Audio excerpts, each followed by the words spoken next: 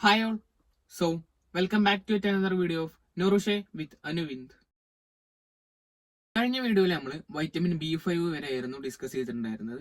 So ഇന്ന് നമ്മൾ vitamin B6 മുതൽ അങ്ങോട്ടുള്ള വൈറ്റമിൻസ് ആണ് നോക്കാൻ പോകുന്നത്. വൈറ്റമിൻ B6നെ നമ്മൾ പൈറഡോക്സിൻ എന്നുകൂടി വിളിക്കുന്നു. വിവിധ തരം രോഗങ്ങളെ പ്രതിരോധിക്കാനായി നമ്മളെ ഹെൽപ്പ് ചെയ്യുന്ന ആന്റിബോഡീസിന്റെ നിർമ്മാണത്തിന് ഉപയോഗിക്കുന്ന ഒരു എസെൻഷ്യൽ വൈറ്റമിൻ ആണ് പിറിഡോക്സിൻ അഥവാ വൈറ്റമിൻ B6 എന്ന് പറയുന്നത്. നമ്മുടെ ശരീരത്തിൽ മൊത്തമായിട്ടും RBC റെഡ് ബ്ലഡ് സെൽസ് ചുവന്ന രക്താണുക്കളിലും ഓക്സിജനെ ക്യാരി ചെയ്യുന്ന ഹീമോഗ്ലോബിനെ ഉണ്ടാക്കാൻ വേണ്ടിയിട്ട് സഹായിക്കുന്നുണ്ട്. പ്രോട്ടീൻസ് ബ്രേക്ക് ഡൗൺ ചെയ്യാനും സഹായിക്കുന്നു. അതുപോലെ തന്നെ ഈ വൈറ്റമിൻ B6 നമ്മുടെ എനർജി ലെവൽസ് ഒക്കെ ബൂസ്റ്റ് ചെയ്യാനും നമ്മുടെ കണ്ണിന്റെ ആരോഗ്യം എല്ലാം നിലനിർത്താനും നല്ല ഒരു ശരീരം മെയിൻറ്റെയിൻ ചെയ്യാനും ഒക്കെ ആയിട്ട് സഹായിക്കുന്നുണ്ട്. നമ്മളെ മുന്നത്തെ എല്ലാ വൈറ്റമിൻസിന്റെയും കാര്യത്തിൽ പറഞ്ഞതുപോലെ ഇതിന്റെ ഡെഫിഷ്യൻസിയും നമ്മുടെ ഇപ്പോഴത്തെ വേൾഡിൽ റയർ ആണ്.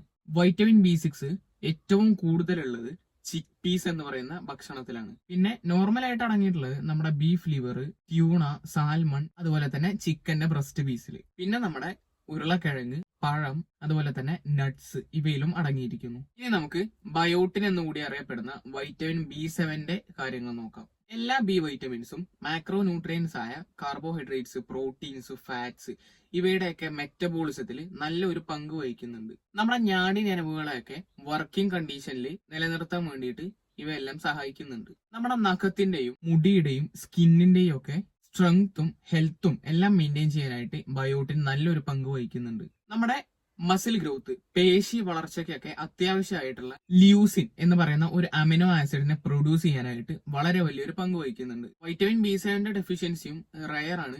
എങ്ങാനും സംഭവിക്കുകയാണെങ്കിൽ തന്നെ നമ്മുടെ ശരീരമൊക്കെ ഡ്രൈ ആയ പോലെ നമുക്ക് ഫീൽ ചെയ്യാൻ തുടങ്ങും. അതുപോലെ തന്നെ മുടി കൊഴിച്ചിലൊക്കെ നന്നായിട്ട് വർദ്ധിക്കും. നമ്മളെപ്പോഴും ഒരു ക്ഷീണിക്കുന്ന പോലെ നമുക്ക് തോന്നിക്കൊണ്ടേയിരിക്കും. ഈ വൈറ്റമിൻ B7 നമുക്ക് ബീഫ് ലിവർ, മുട്ട, സാൽമൺ, പോർക്ക്, സീഡ്സ്, മധുരക്കിഴങ്ങ്, ലെഗ്യൂംസ്, ആൽമണ്ട്സ്, സ്പിനാച്ച്, അതുപോലെ തന്നെ ബ്രോക്കോളി ഇവയിൽ നിന്നെല്ലാം നമുക്ക് ലഭിക്കുന്നുണ്ട്. അടുത്തത് നമുക്ക് ഫോളേറ്റ് അഥവാ ഫോളിക് ആസിഡ് എന്നറിയപ്പെടുന്ന വൈറ്റമിൻ B9ന്റെ കാര്യങ്ങൾ നോക്കാം.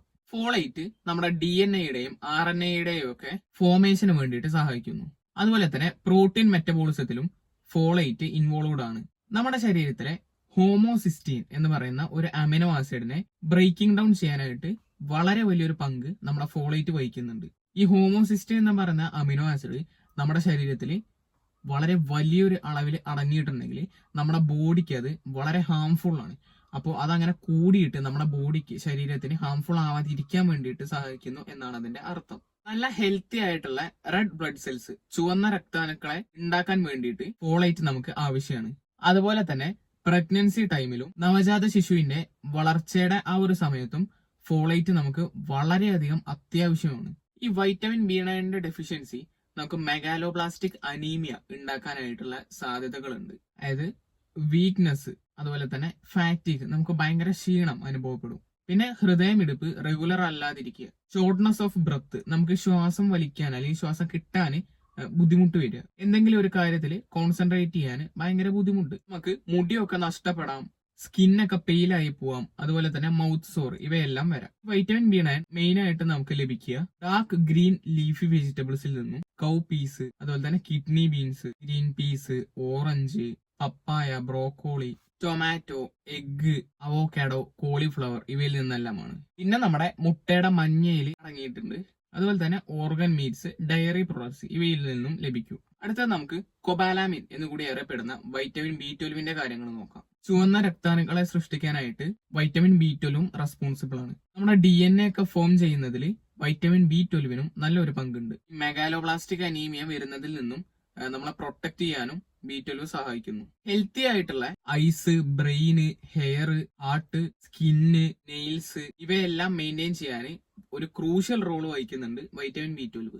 വൈറ്റമിൻ B9 ലാർജ് എമൗണ്ടിൽ ഉണ്ടായി കഴിഞ്ഞാൽ അത് നമ്മുടെ വൈറ്റമിൻ B12നെ മാസ്ക് ചെയ്യുകയും അതുവഴി നമുക്ക് സിവിയർ ആയിട്ടുള്ള ന്യൂറോളജിക്കൽ ഡാമേജുകൾ ഒക്കെ ഉണ്ടാവാനായിട്ട് സാധ്യതകളുണ്ട്. ഇതിന്റെ സിംറ്റംസ് എന്തൊക്കെയാണെന്ന് ചോദിച്ചാല് പുവർ മെമ്മറി, ഓർമ്മശക്തി തീരെ ഇല്ലാതിരിക്കുക, പിന്നെ dementia, depression, confusions, megaloblastic anaemia, weakness, constipation, നമ്മുടെ വയറ് ഉറക്കുക, അതുപോലെ തന്നെ വെയിറ്റ് ലോസ്, തടി നമ്മൾ കുറയും.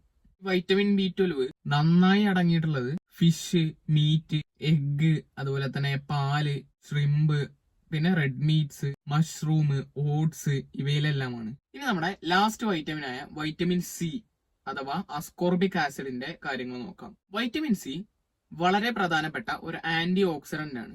നമ്മുടെ സെല്ലൊക്കെ ഡാമേജ് ആവുന്നതിൽ നിന്നും എല്ലാം നമ്മളെ രക്ഷിക്കുന്നു.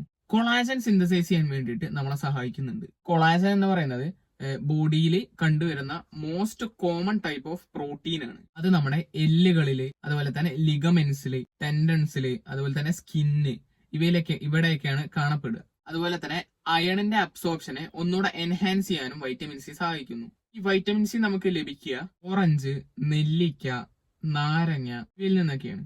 അതുപോലെ തന്നെ റെഡ് പെപ്പർ എന്ന് പറയുന്ന ഒരു കുരുമുളകിലാണ് വൈറ്റമിൻ സി വളരെ വലിയ അളവിൽ അടങ്ങിയിട്ടുള്ളത്. പിന്നെ മുസമ്പി, കിവി, ആപ്പിള്, മുന്തിരി, തക്കാളി, പഴം ഇവയിലും അടങ്ങിയിരിക്കുന്നു. സോ ഇത്തരം കാര്യങ്ങളാണ് എനിക്ക് നിങ്ങളോട് വൈറ്റമിൻസുമായിട്ട് ബന്ധപ്പെട്ടിട്ട് പറയാനായിട്ടുള്ളത്. നമ്മുടെ വൈറ്റമിൻ സീരീസിന്റെ വീഡിയോ ഇവിടെ അവസാനിക്കുകയാണ്. സോ നിങ്ങൾ ഈ ചാനൽ ആദ്യമായിട്ടാണ് കാണുന്നുണ്ടെങ്കിൽ ഒന്ന് സബ്സ്ക്രൈബ് ചെയ്യുക, തൊട്ടടുത്തുള്ള ബെല്ലൈക്കൺ കൂടി ഒന്ന് എനേബിൾ ചെയ്യുക. അതുപോലെ തന്നെ വീഡിയോ ജസ്റ്റ് ഒന്ന് ലൈക്ക് ചെയ്യുക. ഇൻസ്റ്റാഗ്രാമിലും ഫേസ്ബുക്കിലും നമ്മളെ ഫോളോ ചെയ്യാത്തവർ പോയിട്ട് ഫോളോ ചെയ്യുക. അതിൽ നമ്മൾ ഇതുപോലെ ഡെയിലി ന്യൂട്രീഷൻ ഇൻഫോർമേഷൻസ് പ്രൊവൈഡ് ചെയ്യാറുണ്ട്. അതുപോലെ തന്നെ നിങ്ങളെ ഫ്രണ്ട്സിനോ റിലേറ്റീവ്സിനൊക്കെ ഈ വീഡിയോ ജസ്റ്റ് ഒന്ന് ഷെയർ ചെയ്ത് കൊടുക്കുക. സോ അടുത്തൊരു വീഡിയോ ആയിട്ട് വരുന്നത് വരെ ബൈ.